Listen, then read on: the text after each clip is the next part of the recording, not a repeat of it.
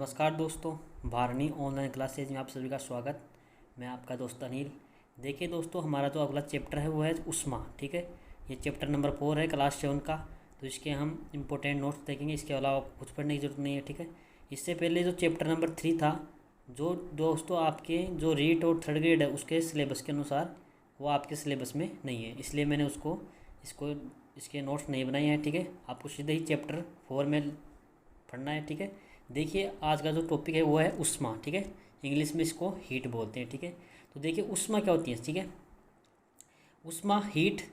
तो देखिए उष्मा, देखिए दोस्तों क्या होती है, आप सब जानते हैं। देखिए उष्मा क्या होती है। ठीक है, कोई वस्तु, जैसे किसी वस्तु हमने टच किया, ठीक है, सब इस संपर्क में है, ठीक है, किसी वस्तु के, तो वो हमें या तो ठंडी लगेगी या फिर गर्म लगेगी। ठीक है, तो जैसे हमने चाय को छुआ तो वो हमें गर्म लगती है, और बर्फ़ को छुआ तो क्या लगती है दोस्तों, ठंडी लगती है। ठीक है, तो इसी प्रकार से कई वस्तुएं क्या होती है दोस्तों, गर्म, और कई वस्तुएं क्या होती हैं, ठंडी होती हैं। ठीक है, जैसे हम आइसक्रीम की बात करें तो आइसक्रीम आपको दोस्तों कैसी लगेगी, ठंडी या गर्म में बताइए, ठंडी लगेगी। ठीक है, और चाय का जो प्याला होता है, ठीक है, वो कैसा लगेगा आपको, गर्म लगेगा। ठीक है, तो इसी के अनुसार हम दोस्तों पता लगा सकते हैं कि कौन सा पदार्थ ठंडा है और कौन सा पदार्थ गर्म है, तो वो दोस्तों उसकी उष्मा होती है। ठीक है, तो देखिए दोस्तों इसके अंदर आगे देखिए, जो हम देखिए, अब हम अपना टॉपिक शुरुआत करें। ठीक है, तो जिसमें पहला जो टॉपिक आता है दोस्तों वो आता है आपका ताप। ठीक है, ताप इंग्लिश में जो बोलते हो इसको हीट बोलते हैं। ठीक है, किसी वस्तु के ठंडे या गर्म होने का हमें अनुभव जो मिलता है वो होता है दोस्तों, उस वस्तु का गुण जो होता है वो ताप होता है। ठीक है, वो उस वस्तु का गुण होता है दोस्तों, उसे कहते हैं ताप कहते हैं। ठीक है, याद रखना ताप। अगला देखिए दोस्तों, इसमें क्या है, ताप किसी वस्तु की उष्णता। उष्णता का मतलब उसकी जो गर्माहट है, ठीक है, तो वो कितनी वस्तु गर्म है, ठीक है, उसको बोलते हैं उसका ताप। ठीक है, उसकी माप होती है, ठीक है, मापने की माप होती है, उसको बोलते हैं ताप। ठीक है, अगला देखिए दोस्तों, किसी वस्तु की गर्माहट की कोटि ज्ञात करने के लिए हम हमेशा अपनी जो स्पर्श इंद्रियाँ हैं, जैसे हाथ है, जो त्वचा है, ठीक है, नाक है, कान है, सब दोस्तों स्पर्श इंद्रिय, उस पर हम विश्वास नहीं कर सकते। जैसे मान लीजिए आप अपना एक हाथ किसमें, जैसे यहाँ पे आपको 3 बर्तन दे रखे हैं, ठीक है, ठीक है, इसमें मान लीजिए गर्म जल है, ठीक है, इसमें है आपका एकदम ठंडा जल, ठीक है, और इसमें है आपका जो नल का टूटी का जल है जो नॉर्मल है। ठीक है, अपना एक हाथ दोस्तों इसमें डालिए पहले। ठीक है,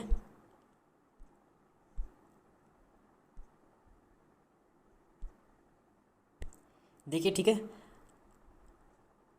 अब देखिए दोस्तों, अपना एक हाथ इस जो गर्म जल है, ठीक है, जो गर्म वाला पार्ट है उसमें डालिए। ठीक है, अब एक हाथ डाल दीजिए आप ठंडे वाले हाँ इस पात्र में। ठीक है, अब दोनों हाथों को दोस्तों निकाल के क्या करना है, आपको इस जो नल का जल है उसमें डालना है। तो आप ये पता नहीं लगा पाएंगे कि अब जो एक गर्म वाला था, ठीक है, उससे तो क्या लगेगा दोस्तों, आपको ये ठंडा लगेगा, ठीक है, ये वाला जल, और जो ठंडे वाले में आपने जो हाथ डाला था उससे क्या लगेगा दोस्तों, ये गर्म लगेगा। तो आप, और वैसे देखे जाए तो दोस्तों ये आपका जो टेम्परेचर है इनका जो क्या है दोस्तों, समान है। ठीक है, इस जो बीच वाला पात्र है उसका टेम्परेचर सेम है, इसलिए ठीक है, तो आप अपने स्पर्श इंद्रियों के द्वारा आप इसका पता नहीं लगा सकते, उस पर विश्वास नहीं कर सकते हैं। ठीक है, तो अब देखिए इसको जो ताप का जो मापन किया जाता है, ठीक है, अब स्पर्श इंद्रियों पर तो हम विश्वास नहीं कर सकते। ठीक है, तो इसके लिए क्या हुई, एक युक्ति बनाएगी। ठीक है, तो उसको बोलते हैं तापमापी थर्मामीटर बोलते हैं। ठीक है, उस युक्ति को बोलते हैं, ताप मापने की जो युक्ति होती है, ठीक है, जो यंत्र है, ठीक है, उसको बोलते हैं तापमापी। आगे देखिए दोस्तों, इसके अंदर तापमापी के प्रकार देखिए दोस्तों। तापमापी के प्रकार में दोस्तों एक आती है आपकी डॉक्टरी तापमापी। ठीक है, एक आती है डॉक्टरी तापमापी, दूसरी आती है आपकी प्रयोगशाला जो लेबोरेटरी में काम आती है। ठीक है, और एक होती है अंकीय तापमापी, डिजिटल थर्मामीटर, जो आज के समय में काम में आती है। ठीक है, अब देखिए दोस्तों, जो पहली आपकी आती है डॉक्टरी तापमापी। डॉक्टरी तापमापी देखिए दोस्तों, जिस तापमापी से हम अपने शरीर का टेम्परेचर मापते हैं, ठीक है, शरीर के जो टेम्परेचर मापते हैं, ठीक है, उससे बोलते हैं डॉक्टरी तापमापी। जब आप किसी डॉक्टर के पास जाते हो, ठीक है, आप कभी बीमार हुए हो तो आप कभी किसी डॉक्टर के पास जरूर गए हैं, तो वो क्या करता है दोस्तों, आपके मुँह में या आपकी जो बाहें हैं, ठीक है, उसके नीचे क्या करता है कि थर्मामीटर लगाता है। ठीक है, उससे क्या करता है, वो आपका टेम्परेचर का माप लेता है। ठीक है, आगे देखिए दोस्तों, इसमें क्या है, अब देखिए दोस्तों, ये जो क्या है दोस्तों, आपका डायग्राम, इसका जो थर्मामीटर है उसको पेंटिंग इसकी चित्र दिखाया गया है। ठीक है, अब इसमें देखिए इसकी जो प्रास देखिए दोस्तों, यहाँ पे देखिए जो न्यूनतम पॉइंट है वो आपका 35 डिग्री सेल्सियस है, और हाईएस्ट है आपका 42। तो इसका मतलब जो इसकी रेंज है वो प्रास है, वो डॉक्टरी तापमापी कितनी होगी दोस्तों, आपकी 35 से 42 डिग्री सेल्सियस दोस्तों इसकी प्रयोगशाला की क्या होगी दोस्तों, सॉरी डॉक्टरी तापमापी की परास हो गई। ठीक है, आपसे पूछा सकता है, क्वेश्चन आ सकता है इसमें।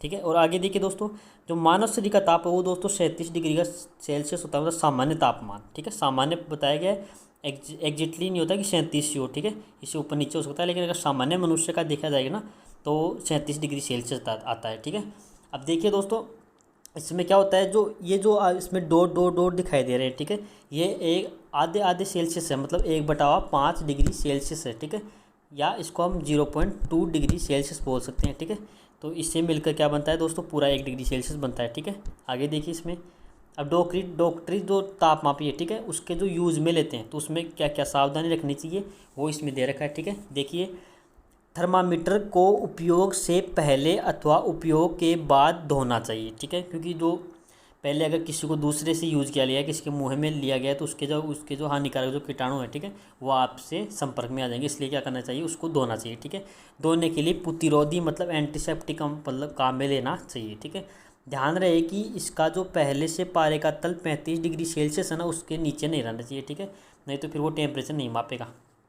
ठीक है, आगे देखिए, थर्मामीटर का उपयोग करते समय इसके बल्ब से नहीं पकड़ना चाहिए। तो देखिए, बल्ब वाला जो हिस्सा है आगे वाला, ये जो पार्ट है, ठीक है, ये वाला जो पार्ट है इस साइड से कभी नहीं पकड़ना चाहिए। ठीक है, ये जो हिस्सा होता है वो हमारे शरीर के टच होना चाहिए, और इधर वाले हिस्से इस साइड से हमें पकड़ना चाहिए। ठीक है, आगे देखिए इसमें, आगे देखिए, थर्मामीटर को सावधानी पूर्वक उपयोग में लेना चाहिए। कठोर वस्तु से टकराने से यह टूट सकती है। आप सभी को पता है ये कांच की बनी होती है। ठीक है, इसलिए यह टूट सकती है। ठीक है, आगे देखिए दोस्तों, अगली आती है आपकी प्रयोगशाला तापमापी, मतलब लेबोरेटरी में जो यूज में आती है वो होती है दोस्तों आपकी प्रयोगशाला तापमापी। ठीक है, ये जो आपको दे रखा है इसमें जो आपको यहाँ पे जो पिक्चर दे रखी है वो है आपकी प्रयोगशाला टेम्परेचर की। ठीक है, इसमें देखिए जो न्यूनतम पॉइंट है दोस्तों वो देखिए -10 है। ठीक है, और हाइएस्ट पॉइंट 110 है। ठीक है, तो इसकी प्रास हो गई दोस्तों -10 डिग्री सेल्सियस से 110 डिग्री सेल्सियस, याद रखना दोस्तों। अब इसमें जो सावधानियां हैं वो देखिए दोस्तों, तापमापी को ऊर्ध्वाधर हमेशा सीधा पकड़ना चाहिए। ठीक है, सीधा पकड़ना चाहिए। क्यों पकड़ना चाहिए, क्योंकि अब अगर हम सीधा नहीं पकड़ेंगे तो इसका जो पारे का तल है, ठीक है, वो हमें तिरछा दिखाई देगा। तिरछा दिखाई देगा तो इससे हम माप नहीं पाएंगे। ठीक है, माप नहीं पाएंगे कि कौन से पर यह एग्जैक्टली टिका हुआ है। ठीक है, और इसको तिरछा नहीं पकड़ना चाहिए। ठीक है, आगे देखिए, तापमापी का बल्ब चारों ओर से उस पदार्थ से घिरा होना चाहिए जो जिसका ताप मापना है। जिसको अगर जैसे मान लीजिए हमने किसी पानी का टेम्परेचर मापना है। ठीक है, तो पानी के अंदर वो पूरा डूबा हुआ होना चाहिए। ठीक है, ठीक है, आगे देखिए, बल्ब बर्तन की दीवारों को नहीं छुए। ठीक है, नहीं छूना चाहिए, उसकी जो पात्र की जो दीवारें हैं उससे टच नहीं होना चाहिए, नहीं तो वो टेम्परेचर गलत दिखाएगा। ठीक है, अब देखिए दोस्तों, आप ये सोच सकते हैं कि जैसे आपने क्या किया, डॉक्टर से अपना तापमान चेक करवाया, तो वो देखते हैं, तो जैसे हम उसको बाहर निकालते हैं तो अचानक से क्या होना चाहिए दोस्तों, जो उसका जो पारे का तल है, ठीक है, वो एकदम से नीचे आ जाना चाहिए। लेकिन ऐसा नहीं होता। क्यों नहीं होता देखिए दोस्तों, क्योंकि जो बल्ब जो उसकी जो थर्मामीटर है, ठीक है, उसमें एक होता है विभंग होता है। ठीक है, विभंग देखिए दोस्तों, ये जो वाला पार्ट होता है, ठीक है, इसे बोलते हैं विभंग, किंक बोलते हैं इसको। ठीक है, यह है जो क्या होता है, पारे के तल को अपने नीचे गिरने नहीं देता है। ठीक है, तो जैसे डॉक्टरी थर्मामीटर का मुंह है, से जैसे इसको बाहर निकालते हैं तो पारे का तल क्या होता है दोस्तों, अचानक से नीचे नहीं गिरता। ठीक है, वो इसीलिए नहीं गिरता क्योंकि जो ये विभंग होता है, ठीक है, इसका यही लाभ होता है। ठीक है, अब आगे देखिए दोस्तों, इसमें क्या होता है, अगला जो आती है दोस्तों आपके थर्मामीटर, वो आती है अंकीय थर्मामीटर, डिजिटल थर्मामीटर। ठीक है, आज के समय में आप सभी देखते हैं इसी टाइप की थर्मामीटर से आपका टेम्परेचर मापा जाता है। तो ये दोस्तों आपकी डिजिटल थर्मामीटर है। ठीक है, इसमें अंकीय जो ये डिजिटल आते हैं वो अंकीय आते हैं। ठीक है, इसलिए इसको आजकल इसको यूज में नहीं लेंगे। और इसका ये क्या होती है दोस्तों, प्लास्टिक की बनी होती है। ठीक है, ऊपर जो कवर होता है उसका प्लास्टिक होता है, इसलिए टूटने का इसका जो टूटने की डर होता है वो नहीं होता है। ठीक है, इसमें टूटने का क्या टेंशन नहीं होती। ठीक है, आगे देखिए, आगे आती है दोस्तों उष्मा का स्थानांतरण। ठीक है, उष्मा का स्थानांतरण टॉपिक आ गया आपका, इंपॉर्टेंट टॉपिक है आपके लिए ये भी, उष्मा का स्थानांतरण। ठीक है, ट्रांसमिशन ऑफ हीट। ठीक है, इंग्लिश में इसको ट्रांसमिशन ऑफ हीट बोलते हैं। देखिए, अब देखिए क्या है उष्मा का स्थानांतरण दोस्तों हमेशा गर्म वस्तु से ठंडी वस्तु की ओर होता है। याद रखना दोस्तों, इंपॉर्टेंट है, कहीं आप इसमें कंफ्यूजन मत हो जाना कि जैसे मान लीजिए कि दो पात्र हैं, ठीक है, एक में गर्म जल है, एक गर्म है और एक ठंडा है, तो क्या अगर उसको आप दोनों को टच कर देंगे तो ठीक है, तो जो उष्मा का स्थानांतरण होगा वो गर्म वस्तु से ठंडी वस्तु की ओर होगा। ठीक है, ठंडी वस्तु की ओर होगा, याद रखना। जैसे मान लीजिए कोई बर्तन है, ठीक है, जैसे बर्तन आपने गर्म रखा, जैसे कितने भी डिग्री पर आपने किसी बर्तन को गर्म किया और आपने उसको परिवेश में मतलब वातावरण में खुला छोड़ दिया, ठीक है, तो वो क्या होगा, धीरे धीरे दोस्तों ठंडा होता जाएगा। क्यों होगा ठंडा? क्योंकि जो वातावरण का टेम्परेचर वो तो क्या है दोस्तों, कम है, ठीक है, वो तो क्या है, ठंडी वस्तु ठंडा है, और जो वस्तु है वो क्या है, गर्म है। तो गर्म वस्तु से जो क्या होगा, उष्मा का स्थानांतरण क्या होगा दोस्तों, वातावरण में हो जाएगा, जिसके कारण क्या होती है, धीरे धीरे वह ठंडी होती जाएगी, ठीक है। अब देखिए दोस्तों, इसमें आई क्या है, उष्मा सदैव गर्म वस्तु की से अपेक्षाकृत ठंडी वस्तु की ओर प्रवाहित होती है। मतलब वस्तु क्या होती है, ठंडी वस्तु की ओर क्या होता है दोस्तों, उष्मा का स्थानांतरण होता है, ठीक है। अब ये देखिए दोस्तों, एक डायग्राम दिखाया गया है, एक पिक्चर डिस्क में देखिए दोस्तों क्या है, जैसे ये क्या है दोस्तों, ये लोहे की रोड है, ठीक है, लोहे की रोड है, ठीक है। इसको हमने क्या कर दिया, यहाँ पे दो ईंटों के बीच में यहाँ पे लगा दिया, ठीक है। और इसके ऊपर दोस्तों ये जो क्या है, मोम है ना, जो मोम होती है, ठीक है, उसको चिपका दिया है, ठीक है। अब देखिए दोस्तों, यहाँ पे क्या किया हमने, इसका जो ये वाला हिस्सा है, यहाँ पे इसको क्या किया, मोमबत्ती की सहायता से गर्म किया, ठीक है। तो जैसे ही दोस्तों हम इसको गर्म करेंगे तो ये वाला दोस्तों पार्ट क्या होगा, गर्म होगा, और ये वाला जो हिस्सा है वो दोस्तों वो क्या है दोस्तों, आपका ठंडा है। तो उष्मा का स्थानांतरण किस तरफ होगा दोस्तों, जो गर्म है उससे क्या होगा, ठंडे वाले की तरफ होगा। तो ठीक है, तो धीरे धीरे क्या होगी दोस्तों, हीट जो है, जो उष्मा है, जो ताप है, वो इस साइड में प्रवाहित होगा, ठीक है। तो पहले क्या होगा दोस्तों, यहाँ पे आएगा हीट, ठीक है। जैसे यहाँ से चल कर गर्म होगी जो आपकी रोड है, तो जैसे ये रोड होगी तो यहाँ का जो आपकी जो मोम है वो पिघल के नीचे गिर जाएगी, ठीक है। और जैसे आगे चलेंगे तो फिर ये वाला हिस्सा गर्म होगा, तो धीरे धीरे सभी मोम क्या हो जाएगी दोस्तों, पिघल कर नीचे गिर जाएगी। इसका मतलब उष्मा का स्थानांतरण जो गर्म वस्तु से, ठीक है, उससे ठंडी वस्तु की ओर हो गया, ठीक है। याद रखना, गर्म वस्तु से ठंडी वस्तु की ओर उष्मा का स्थानांतरण होता है, ठीक है। अब देखिए पदार्थ के प्रकार, देखिए जो उष्मा का स्थानांतरण होता है उसके अनुसार हम पदार्थ के प्रकार समझ सकते हैं कौन से पदार्थ किस टाइप के होते हैं, ठीक है। अब देखिए पहला आता है आपका चालक, जिसे हम इंग्लिश में बोलते हैं कंडक्टर पदार्थ, ठीक है। जो पदार्थ अपने से होकर उष्मा का आसानी से जाने देते हैं, जो वही पदार्थ जो अपने से होकर उष्मा को आसानी से जाते हैं उनको बोलते हैं उष्मा का चालक कहते हैं उनको। जैसे एल्यूमिनियम का तार, आयरन, कॉपर, ये सब क्या होते हैं दोस्तों, हम अगर इसका एक हिस्सा को गर्म करें तो थोड़ी देर बाद में क्या होगा, दूसरा जो सिरा है, ठीक है, वो भी क्या हो जाएगा दोस्तों, गर्म हो जाएगा। मतलब उसमें से हीट क्या हो रही है, उसको ट्रांजेक्शन हो रही है, ठीक है। दूसरा देखिए इसमें आती है दोस्तों कुचालक, या जिसे बोलते हैं इंसुलेटर, ठीक है। जो पदार्थ अपने से होकर उष्मा को आसानी से नहीं जाने देते उसे बोलते हैं उष्मा के कुचालक, जैसे प्लास्टिक या लकड़ी, ठीक है। अगर हम प्लास्टिक एक हिस्से को गर्म करते हैं तो दोस्तों उसका दूसरा जो हिस्सा है, ठीक है, वो क्या होता है, वो गर्म नहीं होता है, ठीक है। उसको हम आसानी से पकड़ सकते हैं। जैसे लकड़ी होती है तो लकड़ी का अगर हम उसको एक सिरा जो उसको जला रहे हैं, ठीक है, तो वो दूसरा सिला उसका गर्म नहीं होता, ठीक है। इस कारण वो क्या हो दोस्तों, कुचालक कहलाते हैं, ठीक है। कुचालक पदार्थों को दोस्तों उष्मारोधी पदार्थ भी कहते हैं, ठीक है, तो उनको बोलते हैं उष्मारोधी, ठीक है। आगे देखिए दोस्तों, आपसे पूछा जाए कि एक जो स्टील की चम्मच होती है, ठीक है, वो आपसे पूछा जाए कि कुचालक है या फिर सुचालक है, तो आपको क्या बताएंगे उसके अंदर, वो क्या होगी दोस्तों, आपकी सुचालक होगी, ठीक है। और जल और दोस्तों उष्मा वायु होती है दोस्तों, उष्मा की कुचालक होती है, ठीक है। आगे देखिए दोस्तों, अब देखिए उष्मा संचरण की या स्थानांतरण की विधि है, देखिए ये भी है दोस्तों आपके लिए इंपॉर्टेंट है, ठीक है। याद रखना, बहुत इंपॉर्टेंट टॉपिक है, इसमें यही इंपॉर्टेंट है। अब देखिए उष्मा का स्थानांतरण मतलब देखिए जो वस्तु जो उष्मा होती है, ठीक है, वो किस प्रकार से एक वस्तु से दूसरे वस्तु के अंदर स्थानांतरित होती है, उसकी विधियाँ हैं, ठीक है। पहली होती है दोस्तों चालन विधि, ठीक है, कंडक्शन। देखिए ठोस पदार्थ, जितने भी ठोस पदार्थ होते हैं उनमें जो उष्मा का स्थानांतरण होता है वो दोस्तों चालन विधि के द्वारा होता है, ठीक है। याद रखना, चालन विधि के द्वारा उष्मा का स्थानांतरण होता है। देखिए दोस्तों, जैसे ये क्या है दोस्तों, आपकी लोहे की रोड है, मैंने अभी आपको बताया था। तो जैसे ही हम इसको गर्म करेंगे, ठीक है, तो यहाँ से उष्मा का स्थानांतरण इस तरफ होगा। तो देखिए ठोस, ये ठोस था, तो इसका मतलब ठोस में उष्मा का स्थानांतरण कैसे हो गया दोस्तों, चालन विधि, यहाँ पे चालन विधि के द्वारा उष्मा का स्थानांतरण हो रहा है, ठीक है।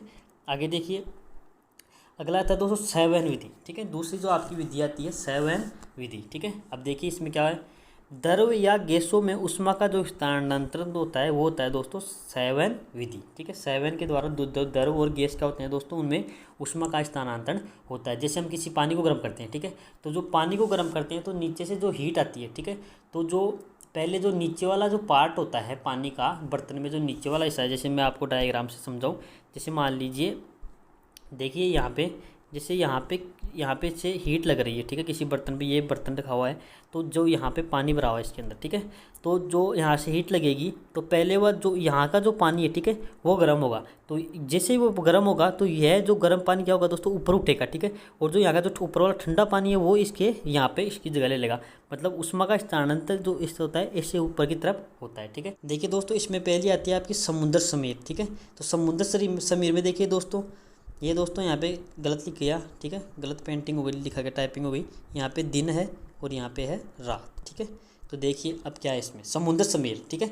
तो समुद्र की ओर से आने वाली हवाएं, ठीक है, ये दोस्तों दिन के अंदर होती है। कैसे, जैसे मान लीजिए ये वाला पार्ट क्या है, ये जो समुद्र का पार्ट है, ये धरती का पार्ट है, तो ठीक है। समुद्र समीर दोस्तों दिन के अंदर चलती है, तो दिन में जो ये वाला जो पार्ट है वो दोस्तों क्या हो जाएगा, गर्म रहेगा, और समुद्र वाला पार्ट क्या होगा, ठंडा होगा, क्योंकि यहाँ पे जो पानी है उसको वाष्प उत्सर्जन के कारण क्या होगा दोस्तों, ठंडा होगा, ठीक है। तो यहाँ की जो हवा है, गर्म वस्तु क्या, गर्म आप में मैंने बताया कि जो उष्मा का स्थानांतरण होता है वो गर्म वस्तु से ठंडी वस्तु की ओर होता है, ठीक है। तो यहाँ से क्या होगा दोस्तों, उष्मा का स्थानांतरण होगा और ठंडी वस्तु की ओर होगा, ठीक है। ठंडी वस्तु ये है तो इसकी तरफ होगा, और जो ठंडी वस्तु है, ठीक है, उससे इस तरफ वापस चक्कर बनेगा, ठीक है। तो ऐसे दोस्तों ये राउंड में चलती रहती है। इसलिए जो दिन के समय में क्या होता है, दिन के समय में ये वाला हिस्सा जो क्या होता है, ठंडा होता है, और ये वाला गर्म होता है। तो इससे इधर से हवाएं इस साइड में चलेंगी। तो दिन में क्या होता है, तो समुद्र के जो पास वाले जो भवन बने होते हैं वो क्या करते हैं, अपने जो समुद्र की और जो खिड़कियाँ होती है उसको खुला रखते हैं, जिससे क्या हो, ठंडी ठंडी हवा लगती रहे, ठीक है। यहाँ पे आपके ये यहाँ पे आएगा दोस्तों रात, ठीक है, सॉरी दिन आएगा। यहाँ पे समुद्र समीर है वो दिन में चलती है, और थल समीर है दोस्तों वो रात में चलती हैं, ठीक है। इस देखिए इसमें क्या है, स्थल की ओर से ठंडी वायु समुद्र की ओर बहती है, जिसे क्या बोलते हैं, थल समीर बोलते हैं, ठीक है। आगे देखिए दोस्तों इसमें क्या आता है, ये देखिए दोस्तों, इसमें देखिए जो अब देखिए ये जो आपकी जो पिक्चर है उसमें देखिए क्या हो रहा है। देखिए जो यहाँ से हीट मिल रही है वो इसे हीट जो ऊपर जा रही है उसको बोलते हैं आपका संवहन विधि, ठीक है, संवहन विधि, ठीक है। आगे देखिए इसमें विकिरण विधि, तीसरा जो आपकी विधि आती है उष्मा संचरण की, वो आती है विकिरण विधि, जिसे बोलते हैं रेडिएशन विधि, ठीक है। विकिरण द्वारा उष्मा का स्थानांतरण के लिए किसी माध्यम की आवश्यकता नहीं होती, अर्थात निर्वात में उष्मा का जो स्थानांतरण होता है, ठीक है, वो होता है दोस्तों आपके विकिरण विधि के द्वारा, ठीक है। जैसे देखते जो सूर्य का प्रकाश है, ठीक है, वो हमारे तक पहुंच रहा है, तो वो आपके उष्मा के जो विकिरण है उसकी विकिरणों के कारण क्या होता है दोस्तों, हमारे पास पहुंचता है। और दूसरा देखिए दोस्तों, जो हीटर होता है, जैसे हीटर में क्या होता है, जैसे हीटर की जो रिंग होती है, ठीक है, जो उसकी जो हीटर की जो सामने बैठते हैं तो उसमें हमें क्या होती है, उससे उष्मा प्राप्त होती है, ठीक है। तो उससे क्या होता है, उसमें भी क्या होती है दोस्तों, हीटर में से भी क्या निकलती है, विकिरणें निकलती हैं, ठीक है। वो आपको जलता हुआ दिखाई देता है, तो उसमें से विकिरणें निकलती हैं और एनवायरनमेंट को गर्म करती हैं, ठीक है। आगे देखिए सर्दियों में और गर्मियों में पहने जाने वाले वस्त्र, ठीक है। तो इसमें देखिए दोस्तों, गहरे रंग की वस्तुएं हल्के रंग की वस्तुओं की अपेक्षा उसमें विकिरणों की अच्छी अवशोषक होती हैं, ठीक है। इसका मतलब जो उष्मा का जो अवशोषण करती हैं वो क्या होती है दोस्तों, गहरी रंग की वस्तुएं करती हैं, ठीक है। यही कारण है कि हम गर्मियों में हल्के वस्त्र अधिक आराम अच्छे लगते हैं, क्योंकि गर्मियों में क्या होता है, अगर हम गहरे रंग के वस्त्र पहन लेंगे, ठीक है, तो उससे क्या होगी, उष्मा का जो अवशोषण ज़्यादा होगा, ठीक है। उष्मा का अवशोषण ज़्यादा होगा तो जैसे काला रंग होता है, ठीक है, जो काला कपड़ा होता है वो क्या करता है, उष्मा का अधिक अवशोषित करता है, जिससे क्या होता है, गर्मी अधिक लगती है। इसलिए हमें हल्के वस्त्र या हल्के रंग के वस्त्र पहनने चाहिए गर्मियों के अंदर, ठीक है। गहरे रंग के कपड़ों की अपेक्षाकृत अधिक उष्मा अवशोषित होती है, मतलब गहरे जो रंग के कपड़े होते हैं, ठीक है, उनमें उष्मा का अवशोषण अधिक होता है, ठीक है। इसलिए सर्दियों में गहरे रंग के कपड़े पहनना अधिक अच्छा लगता है, ठीक है। और जैसे यही कारण है कि जो ऊन होता है, ठीक है, वो क्या होता है, उष्मा का रोधी होता है, ठीक है, क्योंकि ऊन के अंदर क्या होती है दोस्तों, बीच के अंदर थोड़ी थोड़ी स्पेस होती है, तो उसमें क्या होती है दोस्तों, हवा भरी होती है, और जो हवा होती है दोस्तों वो क्या होती है, उष्मा की कुचालक होती है, जिसके कारण क्या होता है, उष्मा का स्थानांतरण नहीं हो पाता, ठीक है, जिसके कारण हमें सर्दी नहीं लगती है, ठीक है। इसके यहाँ पे कुछ नहीं है, ठीक है, इसके बीच में वायु फंसी हुई होती है, ठीक है, जो ऊन होता है, ठीक है, उसके बीच में क्या होती है दोस्तों, वायु फंसी होती है, जिसके कारण क्या होता है, हमें अधिक ठंड नहीं लगती है, ठीक है। उष्मा का स्थानांतरण नहीं होता, हमारी बॉडी का जो टेम्परेचर है, ठीक है, और जो एनवायरनमेंट का टेम्परेचर है उसमें एक्सचेंज नहीं हो पाता, ठीक है, जिसके कारण क्या होती है, उष्मा का स्थानांतरण नहीं हो पाता और हमें जो क्या सर्दी नहीं लगती, ठीक है।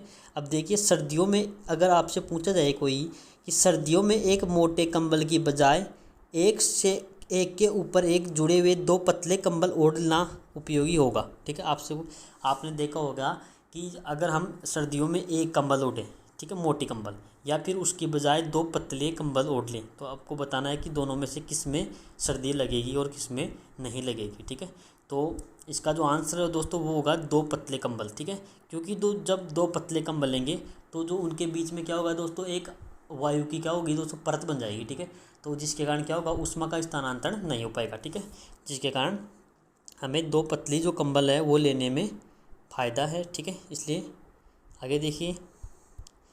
अब ठीक है दोस्तों, ये जो आपका टॉपिक पूरा हो गया। अब इसके कुछ क्वेश्चन है। ठीक है, अब देखिए इसमें क्वेश्चन सॉल्व करते हैं हम। देखिए पहला जो क्वेश्चन है वो देखिए, एक 30 डिग्री सेल्सियस, ठीक है सो 30 डिग्री सेल्सियस 1 लीटर जल को 50 डिग्री सेल्सियस के 1 लीटर जल के साथ मिलाया जाए तो मिश्रण का ताप क्या होगा। ठीक है, 80 डिग्री सेल्सियस, 50 डिग्री से अधिक लेकिन 80 से कम। ठीक है, 20 डिग्री, 30 डिग्री तथा 50 डिग्री के बीच। ठीक है, तो आपको इन चारों में से एक ऑप्शन बताना है। ठीक है, कमेंट करके बताइए जल्दी से फटाफट। आगे देखिए दोस्तों, इसमें दूसरा जो क्वेश्चन है आपका यह आता है। देखिए 40 डिग्री ताप की लोहे की गोली को कटोरी में भरे 40 डिग्री टेम्परेचर के जल में डुबाया गया। मतलब 40 डिग्री की लोहे की गोली है और 40 डिग्री का हमारा क्या है, जल है। ठीक है, तो इस प्रक्रिया में ऊष्मा का स्थानांतरण इस वस्तु से किस वस्तु की ओर होगा। ठीक है, देखिए इसका एक ऑप्शन है, पहला है लोहे की गोली से जल की ओर स्थानांतरित होगा। ठीक है, दूसरा है न तो लोहे की गोली से जल की ओर होगा और ना ही जल से लोहे की गोली की ओर स्थानांतरित होगा। ठीक है, आगे देखिए इसका अगला ऑप्शन आता है। देखिए जल से लोहे की गोली की ओर स्थानांतरित होगा। तीसरा ऑप्शन है जल से लोहे की गोली की ओर स्थानांतरित होगा। और चौथा है दोनों के ताप में वृद्धि हो जाएगी। तो आपको चारों में से एक ऑप्शन बताना है। ठीक है, कमेंट करके बताइए फटाफट।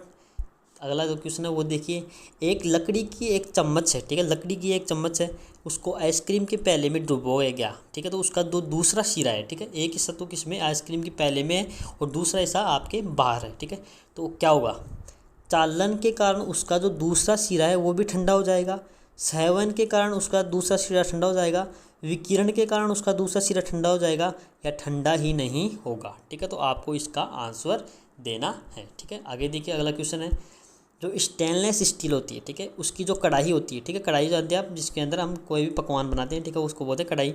ठीक है, में प्राय कॉपर की तली लगी होती है, जो उसके जो नीचे वाला जो पार्ट आता है, ठीक है, ये वाला पार्ट इसका यहाँ पे क्या होती है दोस्तों, कॉपर की तली लगी हुई होती है। ठीक है, इसका कारण क्या हो सकता है। ठीक है, तो देखिए पहला ऑप्शन आता है आपका तांबे की तली, सॉरी यहाँ पे तली है। ठीक है, तांबे की तली कढ़ाई को अधिक टिकाऊ बनाती है। ठीक है, कढ़ाई को क्या करती है, वो अधिक टिकाऊ बनाती है, मतलब मजबूत बनाती है, इसलिए क्या करते हैं, उसको लगाते हैं। ठीक है, ऐसी कढ़ाई देखने में सुंदर लगती है। दूसरा ऑप्शन आपका ये है, स्टेनलेस स्टील की अपेक्षा तांबा ऊष्मा का अच्छा चालक है। तीसरा ऑप्शन है, स्टेनलेस स्टील की अपेक्षा तांबे को साफ करना अधिक आसान है। तो ठीक है दोस्तों, आपका ये भी क्वेश्चन हो गया।